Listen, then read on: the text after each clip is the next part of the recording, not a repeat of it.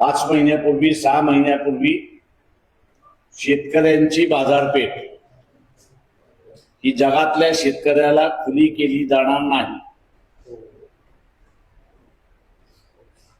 आणि करारनाम्यामध्ये आपण असं पाहिलं तर अमेरिकेचं ऍग्रिकल्चर प्रॉडक्ट हे 0 टॅरिफनी येईल आणि भारतातून जो माल जाईल त्याला 18% टॅरिफ लागेल अशी परिस्थिती आहे। कापसाला आज शासन 8,000चा भाव देते क्विंटल पाठीमागे, क्विंटलला 8,000 रुपये मिळतात। पुढच्या वर्षी अमेरिकेतला कापूस हा 6,000ला येईल।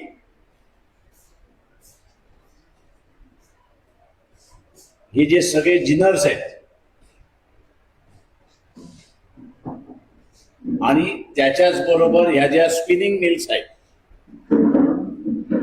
यांचं गठबंधन होणार। स्पिनिंग मिल कापूस आयात करणार, जिनरकडून ते जिनिंग करून घेणार आणि स्वस्त असल्यामुळे सीसीआयला पूर्णपणे नुकसानात टाकण्याचा कारभार सुरुवात झाला अशी परिस्थिती आहे।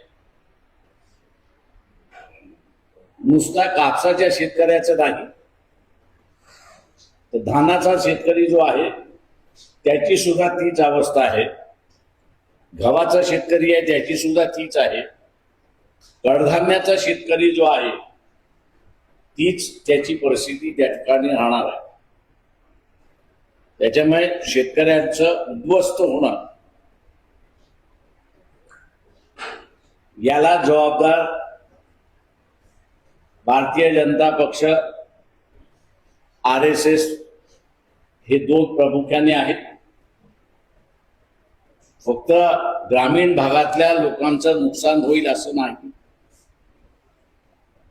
तर शहरी भागामध्ये हा जो नोकरदार वर्ग आहे या नोकरदार वर्गाला सुद्धा प्रचंड मोठा फटका बसणार आहे अशी परिस्थिती आहे।